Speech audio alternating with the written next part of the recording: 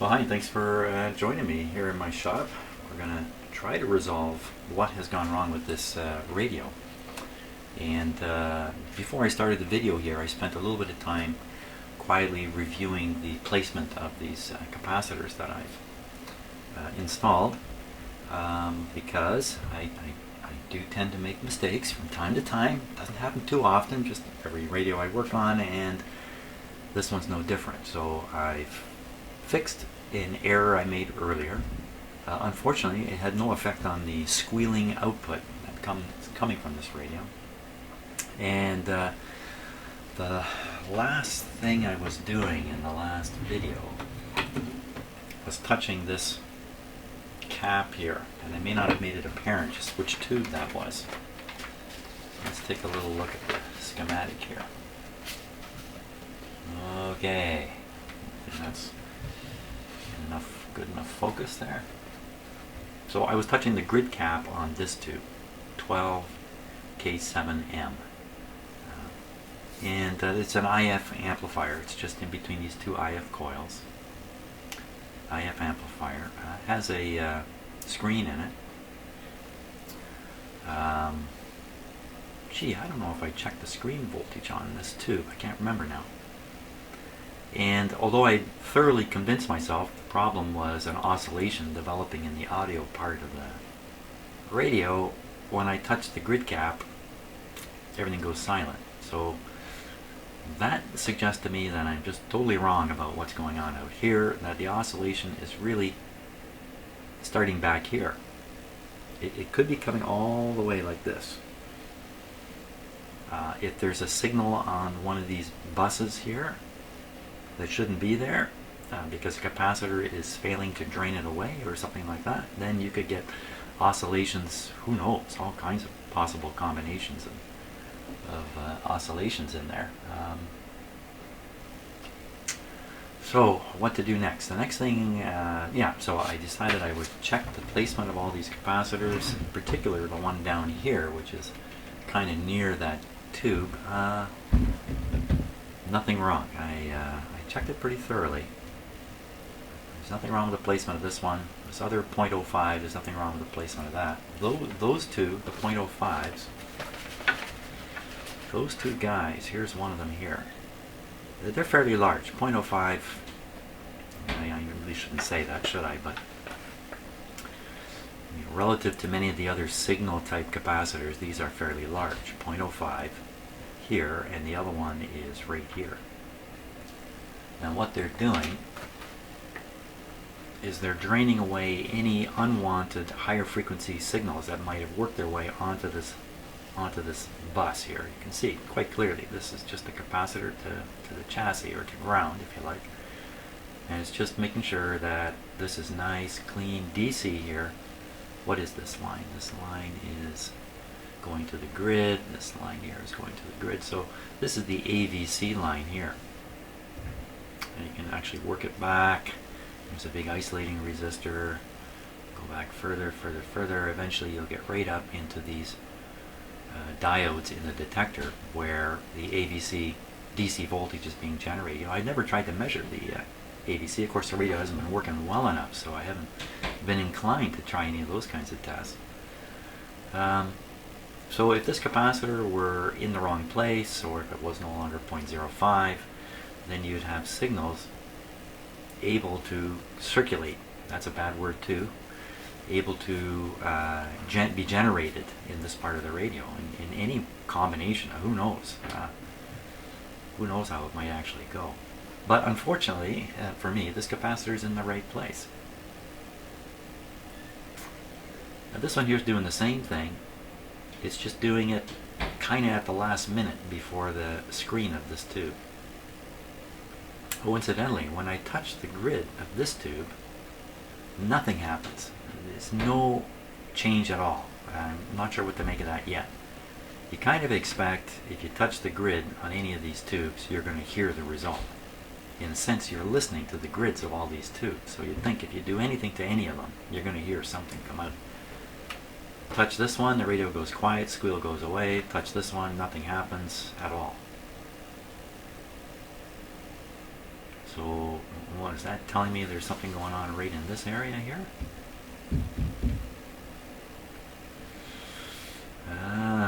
Well, I really am stumped. You know, another thing that stumps me is why the worse I do on these radios, the better people like my videos. It's really kind of ass backwards, really, isn't it? Aren't you supposed to watch me blaze my way through one of these and then turn it on and voila, it's beautiful, high fidelity, picks up airplanes too, fantastic radio. But it seems to me the more I struggle, the more frustration I express, the more trouble I make for myself, the more people enjoy watching this. So you know, I guess it's a little like a comedy parade here. Now the other thing that's still really bizarre about this radio is this capacitor here, which I replaced. I replaced one that was in here, and that capacitor does not seem to appear anywhere on the schematic. So you can see I have it disconnected right now. It's going from the plate of the detector tube, the triode part of the detector tube, to ground, and it would essentially, in my view, knock out signals. At that point, it would be dumb to put a capacitor there. And this is a fairly small one. I think it's 0.001. So here's a story I can tell this story. Somebody changed out this tube. They replaced the original 12BM6 with a 12Q7, which matches in all respects. It also matches with filament current. Whoops, I misspoke. Last video I mentioned that the current that this tube is looking for in the filament is twice the current of all the rest. And they're all in series, so they're all carrying the same current, like it or not. And, well, forget all that, because that was misinformation. I'm very sorry about that. Turns out this tube also is a 150 milliamp filament tube, which was just fine in this radio. No reason to be suspicious that this tube is not operating properly because of a filament temperature. So that was all unnecessary. I lost my train of thought here. Oh yeah, that's right. So I saw in the tube manual that it said, literally said, this tube is an okay replacement, the 12Q7, if you put a shield on it. Now you saw me try to do that, put a shield on it. Why? Why would you want to put a shield on it? Because without a shield, it oscillates. That would be one reason. Another reason is without a shield, it affects other tubes or is affected by other tubes and other circuits in the radio. So you put the shield on there to isolate away the guts inside the tube from everything else. Could it be the case that you can also stick a capacitor under here and alter the characteristics of the tube enough that the oscillation problems go away, but it still serves its purpose satisfactorily in the radio? That's my story. That's the only thing I can come up with for why this capacitor might be here. I'm going to have to reconnect this and see what happens now. Maybe I didn't double, triple check back on this situation. Perhaps if I just connect this back up, howl gone, we're in good shape. Maybe. Huh. Now also I got a comment about this capacitor that I put in. This is just an ordinary, regular, modern capacitor, and it's running from the line, the actual line that's plugged in the wall, right to the chassis here. And the comment was I should have put in a safety cap here. And that's true. I could have put a safety cap here. I did not think of it at the time, just busy changing parts without thinking too hard.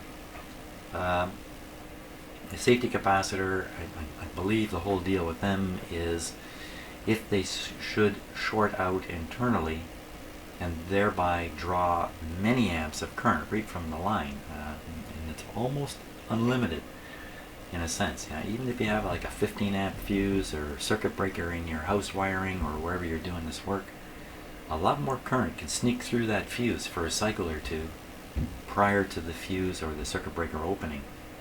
And So, you know, a dead short inside a radio like this, it could draw, well, who knows how much current.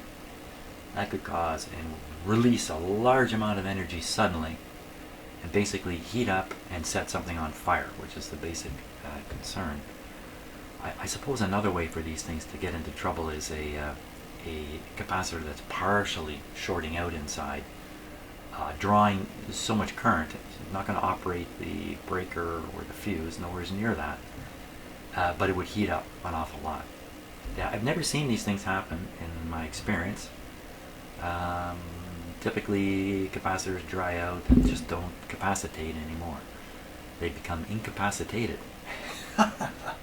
That's one of my best right there, incapacitated. So if I get up enough gumption, I'll switch this with a safety cap, but frankly I'm not too concerned that this is some kind of bombshell that's going to go off in 30 years. And I just don't think, frankly I'm not too worried about 30 years from now, to be honest with you. So that's the story there. As far as I know, everything is wired correctly in this radio now. That's my thinking on this. The resistors I've checked most of them, all check out pretty good. So I think, because it's been a few days since I've been in here, I'm going to fire this guy up and we'll connect this capacitor. I'll just take a tool and push it into contact here. Kind of like switch it in and out, if you like. Just get it long enough here. There we are. So I just gotta do that. And we'll see if it causes any effect. We'll also duplicate the touching of the grid up here. See once again that really does knock out the oscillation. And from there, I don't know, you know what, maybe it's time to poke around with an oscilloscope and look at where this signal is. One of the things about this is it's a screamingly loud problem. Just issuing forth from the speaker at a very high volume. And I don't have auto volume in my ears. Actually we do have auto volume in our ears. We have a couple of different auto volumes. I think we got some kind of fluid that builds up in your ears to cut back sound. It takes a while for that fluid to build up. When you come out of a concert, that fluid is in your ears and you can see the volume's been turned down. And another one is, I think there's some kind of muscle contraction that can occur.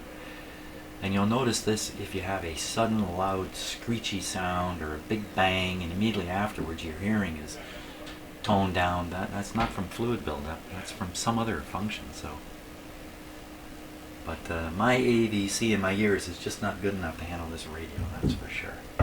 Okay, look at that, I left it all plugged in, ready to go. You can see my house line voltage this morning is 123, I think that says 123 and a half. There we go. And this will be the voltage that's being fed to the radio when I hit the switch. The volume has been monkeyed with. I have a resistor across the volume control to fix the volume setting, because the volume control itself is kind of buggered up. And hey, could that really be the cause of this whole schmozzle? Like, it's kind of sitting in this area here, like in between these stages, but I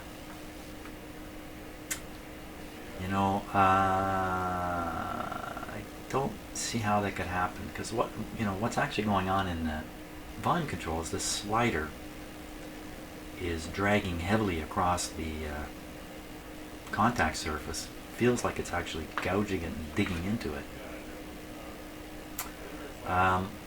So what if this doesn't make a contact? If this were to lift off, so what? You still have a 500 megohm resistor to ground inside the control. I just don't see how it would cause some feedback problem. I just can't see it here. But then again, I have no clue what's going on. But it's an interesting thing to make a note of. Shall we turn this guy on? Yeah, I think so. Okay. Again, I've been out of here for a few days, so I'm just double checking. I shouldn't say I'm not out of here. I'm in my shop doing other stuff, around the house stuff. I just don't want to have thrown something on here that's like these tin snips. It might cause me a headache. Okay, we're ready to go. And we're going to go all the way up to the lights. And watch the lights. Up above. I think it's this bulb. Here we go. It's this bulb. No problem. No problem. Everybody, cover your ears. Get ready. Oh, I can actually quell the squeal with my finger here on the grid cap. Here it comes.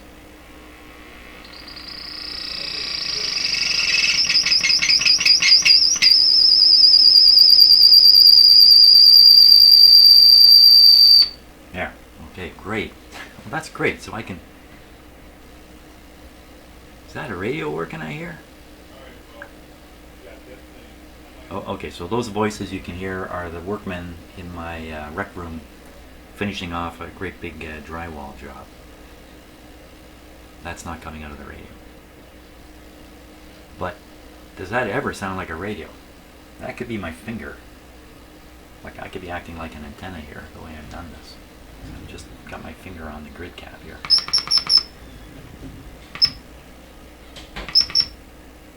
I put my finger on the plate, but no, I don't think I'll do that.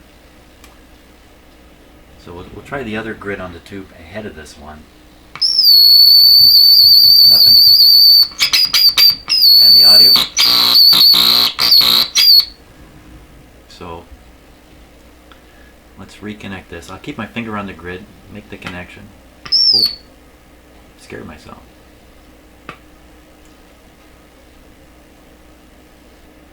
Radio seems to go quiet. It's very faint. You probably can't pick this up. You probably can't hear this. But there's a bit of a hash coming out of the speaker. When I push this, just as I would suspect, volume down. Now I let go of the grid.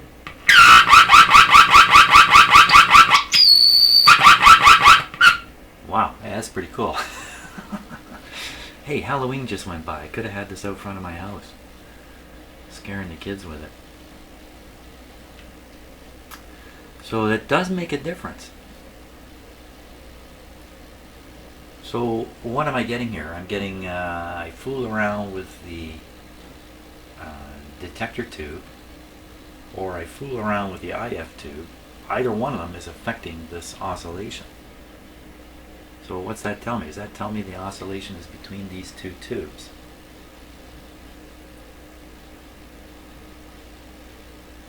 Okay, let's look. Let me. I can take my finger off this here thing. Shut the power off. Okay, so what is between those two tubes that could possibly be responsible for this?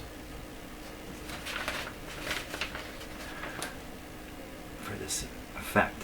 So let's see. Capacitors going to ground are usually draining away something. Usually high frequency, draining it away to get it the heck out of there. So let's look at which ones they are. There's this one, the 0.025. That's a pretty big guy. 0.025. That's coming right up into the grid circuit of the output tube. It's not really these two tubes. But there's one. Here's another one. 200 picofarad. Now these two here, there's another one here. Wow, they're draining on either side of this 50K resistor. These two I have left in place. They are mica type capacitors, and my experience with them is, thumbs up on mica. They're always good. Molded mica capacitors. So, well, there's two there. Maybe we should change those out. That is affecting the. This is part of the detector circuit. coming from the little diode plates in this tube. So I'm kind of thinking it has to, this feedback has to involve the triode here, because it amplifies for this tube and its amplification. Something's amplifying somewhere to get the feedback going around in circles here. Could it be because these capacitors, they're small in the first place? I mean, how much smaller can they get, really? Yeah, they can get a lot smaller, but I mean, relative to the world of capacitance, these are pretty small guys to begin with. Now, is there another one? Is there another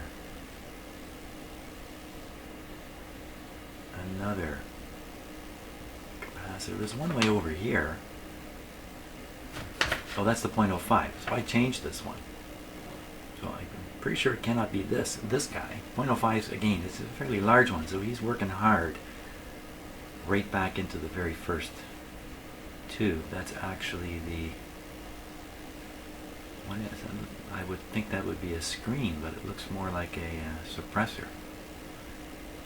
One grid screen, two grid screens. So this has not got a suppressor in it. It's got two screens.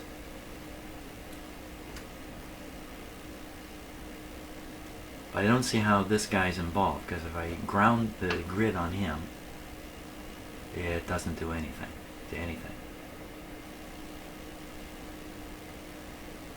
Yeah, it could be a defective tube here too. I haven't tested these, and wow, these squealy problems. Yeah, I don't know how often they're actually related to a bad tube.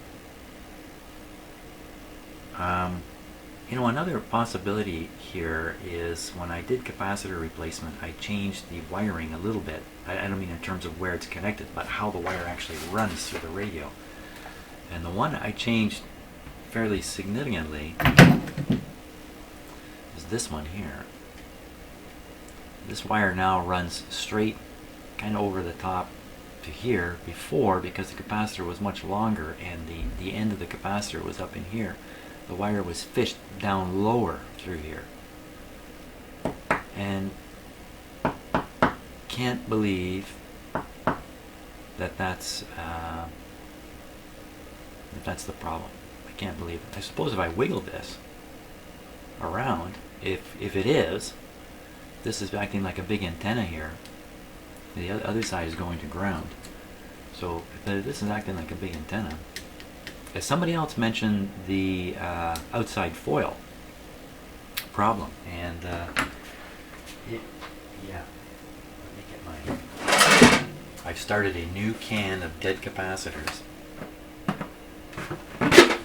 For some reason, I have a lid on it. If you like my can, check out my can here.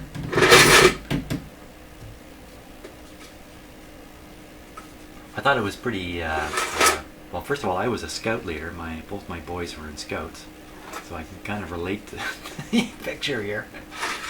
And I certainly told a scary story once, but you can see what's going on in this picture. Hey, what's that kid doing there? Anyway, get a kick out of my can. So here's the original 0.25er. I don't even remember why I got him out. But he was tucked up in here, up under here. Oh yeah, I do remember. Outside foil. So these older capacitors, they took care to identify which lead was attached to the foil, which ended up on the outside of the coiled up bundle of foil and paper that's in here. That was a very bad explanation. There's lots of videos, I think, on this on YouTube. So they used to mark the outside foil, and what you do is you try to make sure that the outside foil went to the low impedance side of the circuit, in particular to ground. If the capacitor was heading for ground, you make sure this end gets grounded. Then the outside of the inside of the capacitor is then also grounded. Less chance of picking up a signal. If you turn it the other way around, this is much more of an antenna now, with this outside foil being connected to some high impedance point in the circuit, And this whole thing can become like an antenna. It can pick up crap from the radio, and next thing you know, you've got a capacitively connected oscillating circuit of some weird sort going on in there. Now, the new capacitors do not have the outside foil marked on them, but if you experiment with the capacitor, you'll find out there still is an outside foil. So I put all these in without knowing which end's which, which end's up, and maybe that's the cause of this problem, but I kind of doubt it. I kind of doubt that. Never had a case where I put one of these capacitors in and then had to rotate it to restore something that had gone wrong. So it's never happened to me, anyway.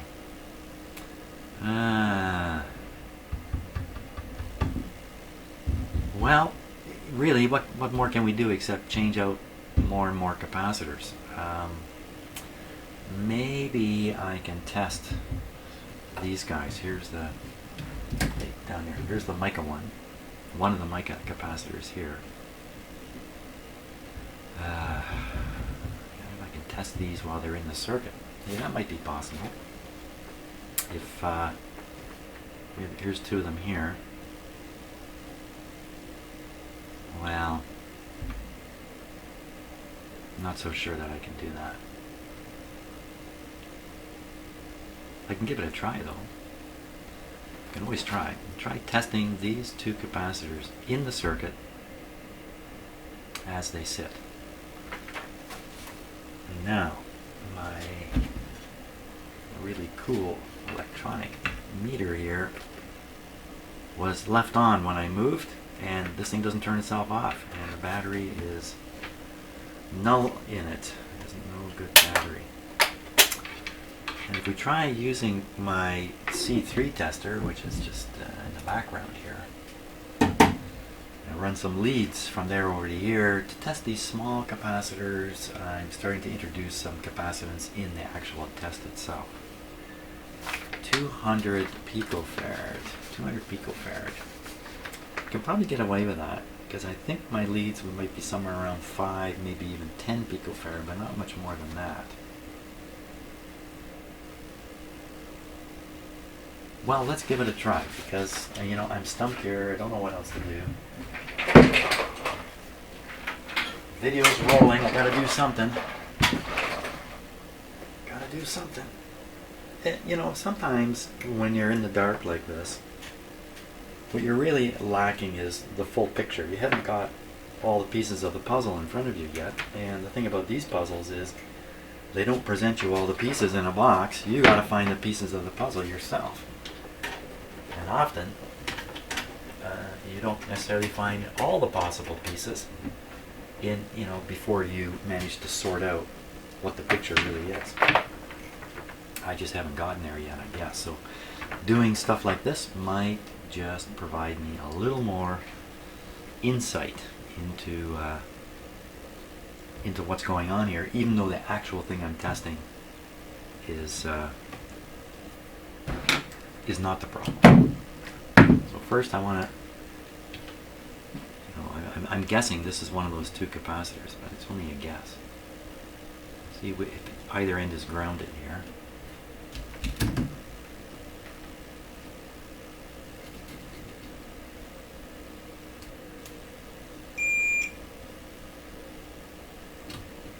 Always test your meter.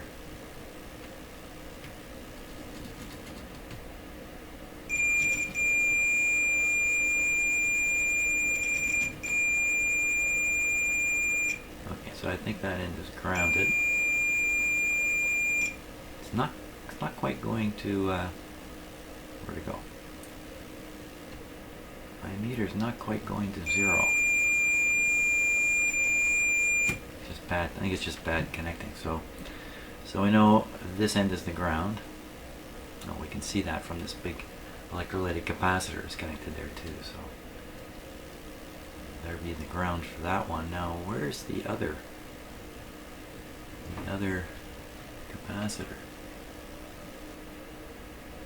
And I'm talking like there's only 2 of them, but it could be more. in here. It should be down in the same area.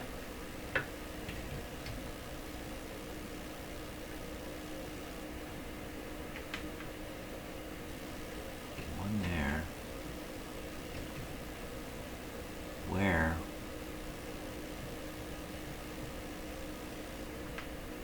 Well, that's the problem. The other capacitor is missing. The other capacitor has flown the coop, and that would explain it. Wait a minute, where is it?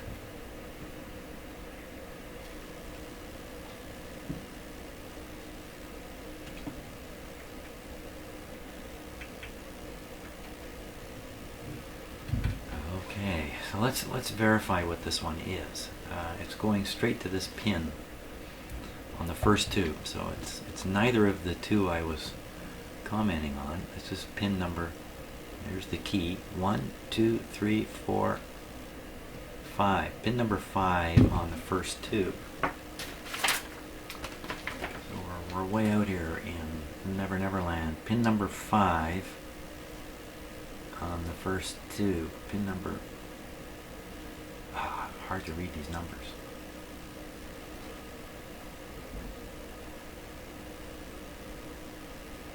Well, oh, that's the 0.05 there. There it is. There's the 200 right there. And that must be a 5. I know this is really tiny on your screen, but it doesn't get much better anyway. So there it is there. Can't imagine this has any bearing on oscillations in the radio. But that's not these two. These two are closer. They're kind of where? They're kind of around this IF can between these two tubes. So it should be. They should be in this area here.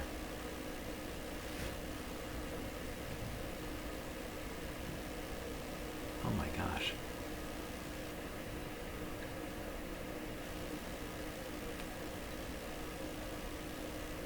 What's the matter with me? Yeah, I have to fortify my effort here with some coffee.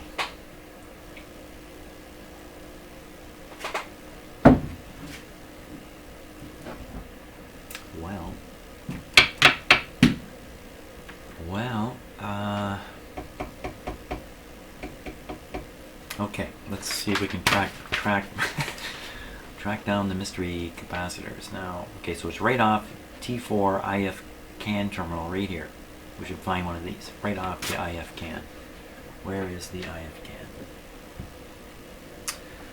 IF number, let's see, I'll look at this part of the diagram here, and that says something, and this also says something here. Well, this is first tube, IF, second tube, IF, third tube. So I think this has got to be the second IF here. So this is near the front of the radio, right here.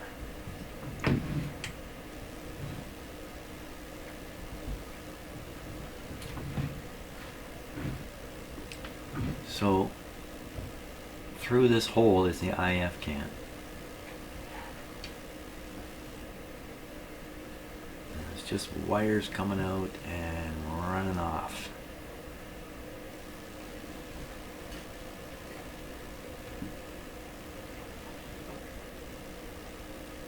Can those capacitors be hidden up inside the can?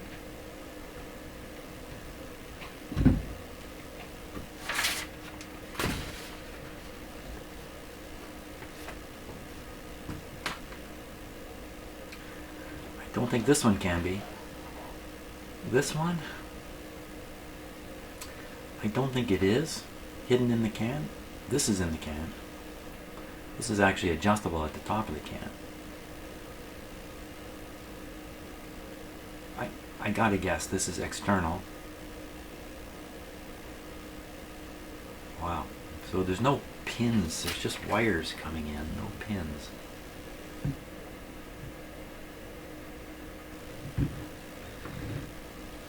one could be up in the can. It's possible. Let's track each wire here. There's one going here, goes to this spot, gets involved with this 30K resistor. Out of here. Oh, got a 30K. Orange, black, orange. 30K. 30K is over here. I'm on the wrong can. There's a 50K resistor coming off of this can. So my can analysis was apparently crap. So that's can. The other can is down in here. Just wires coming out. Going down here. Of course, no, this is the first tube, and the wires going right. This has got to be the first can. This has got to be the second one.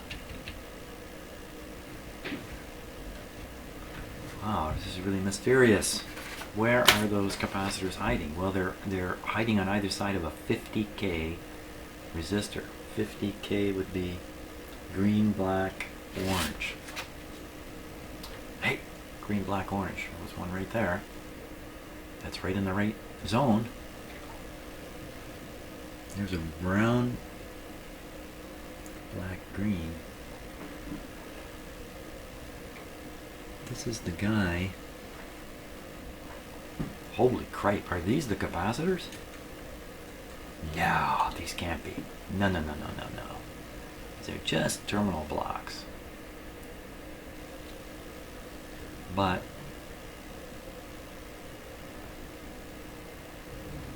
oh, I think maybe I see one down under here. Yep, there it is. I see one way down under there. So excited I almost put my finger through the speaker. There's one down there. Okay, one down there, but the other one, there's the other one right there. Man. Okay. So we know that those capacitors are connected to either side of this resistor here. Let's see if I can just get a little bit of a better close-up now. Bear with me a moment. Get my other camera going here.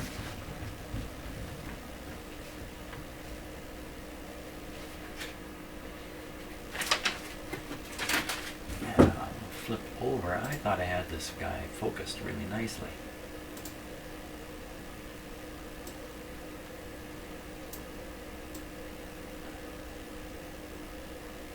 There we are.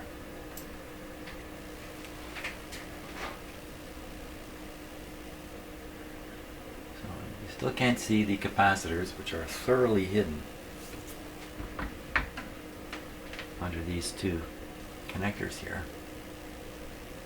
There's the resistor, green, black, orange. So going back to the schematic now.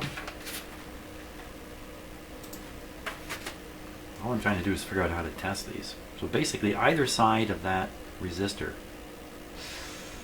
let's see, if we go further down we hit 500 megs, but also this takeoff through a capacitor. I'm just wondering about the realities of testing this in circuit. And the other end is basically open circuit except for this capacitor. So I think we can get away with testing one end. The other end, I'm not so sure. Be interesting to compare. So I just put my tester leads on the chassis and on either side of the resistor. We'll see what we get. Okay, so one to the chassis.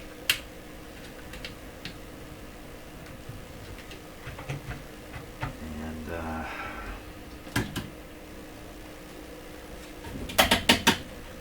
fire this guy up. First thing I'm going to do is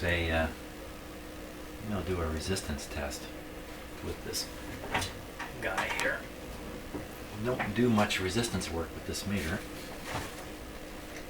In fact, I've done almost none.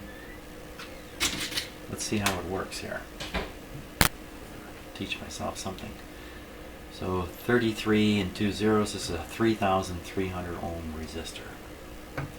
Is that really true? So we're in the resistance terminals. Cap test. R. So go to R. And then you just whip this until it balances right there. I doubt you can see this, but that's it. Balancing right there. And what do we get? 3,300 ohms right on. Okay, so I know what I'm doing, apparently. So let's just unplug this radio. Double safety. Put this on the chassis. Put this on one of those circuits. If I get a high enough reading here, then I think I can test the capacitor itself. That's what I'm thinking. So it's opening right at the very top. At the top, what are we looking at here? Resistance 50K. That's not very much. There's something else about this I don't know. Oh, R times 100.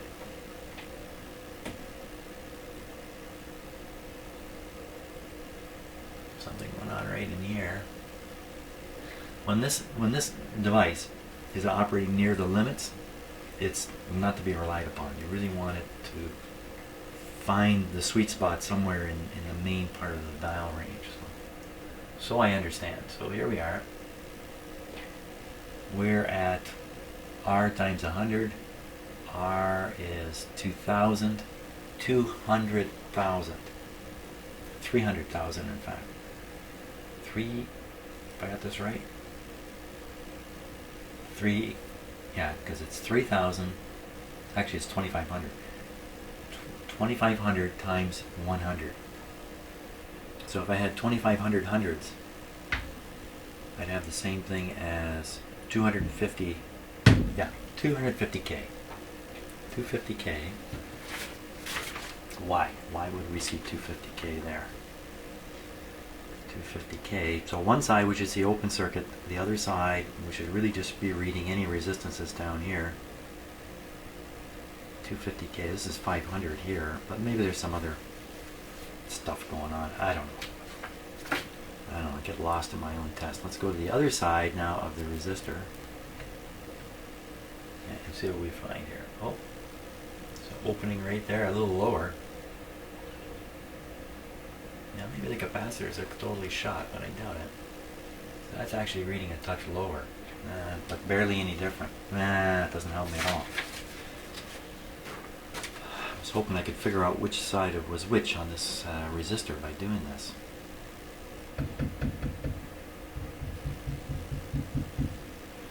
Yeah, those resistances are very low for capacitor testing, so I don't think I can actually attempt to test this capacitor here in place. And I really think I'm chasing the wrong thing anyway, because now what I could do is okay, so if these capacitors, what's happened to these capacitors is they just lost their capacity. All I got to do is just install another one, right from here to ground, I just tap one in there briefly and see what happens. That's a valid test. That's a very valid test. That's more valid than doing what I'm doing with my capacitor checker. You see how that works? I'm off in the wrong direction, but while I'm off in the wrong direction, I realize a new wrong direction. Okay. Now what did I say I was going to do? I'm going to try to replace those or parallel those capacitors. I need a 200. I don't want to break my video, so bear with me here. If I stop and start the video, I add about an hour of production time. So I want a 200. That's about that's way too thick. There's a 150. Show me 200. 270. Very close.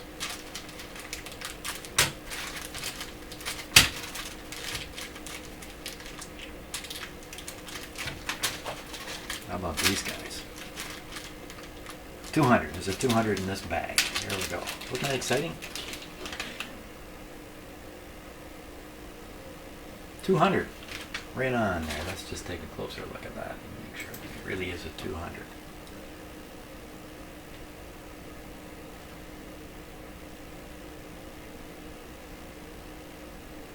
Well, what I'll do, I'll put on my magnifier and take a look here. That's definitely 200. Not that it really has to be 200. It just has to be something close to 200. Excellent. Okay, so all I got to do here is like that. Just do that. Do that. And do that. And see what happens to the squeal.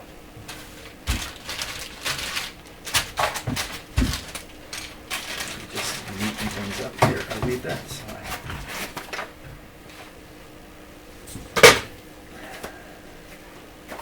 Neaten things up, yeah, right. that's an understatement.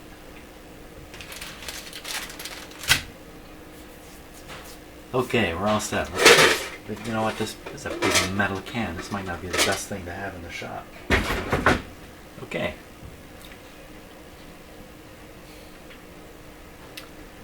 Let's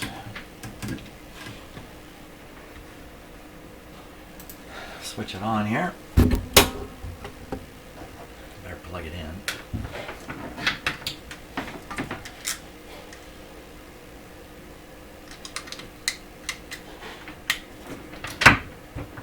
Switching on. Okay.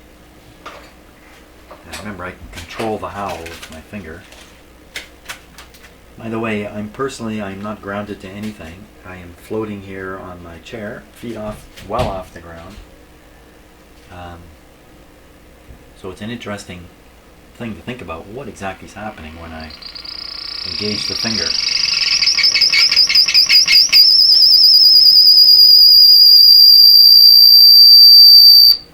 Engaging the finger. Okay.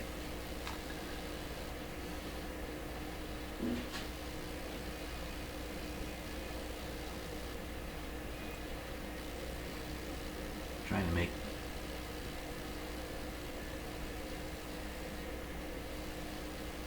I don't know what voltage is here. Hopefully, right. Okay, I think I'm okay with my fingers doing this. On with the sound.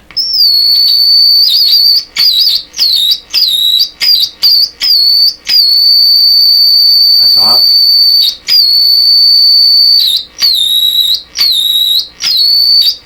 Interesting. Let's try this one.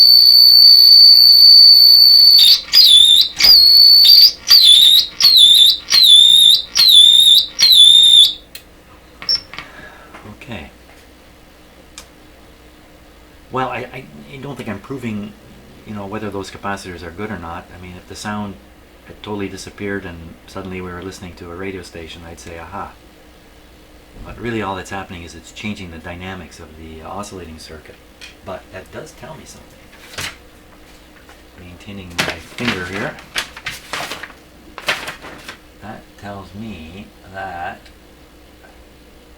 those capacitors are in the oscillating circuit. Changing the value of those capacitors by sticking another one in there in parallel is altering the resonant path, can I call it that? In some way. Boy, if this is a defective tube, I'll be doing this until I'm blue in the face here. And never ever discover it.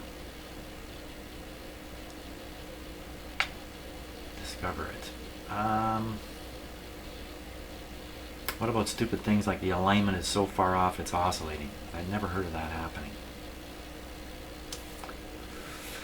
What if everything is absolutely fine in this radio except it howls? In other words, all the parts are the right values, all the connections are correct. It would have to be a tube at that point. I don't have these tubes. I'm sure I don't have any of them. Well, 35L6, I probably have one of those. But the tubes in question,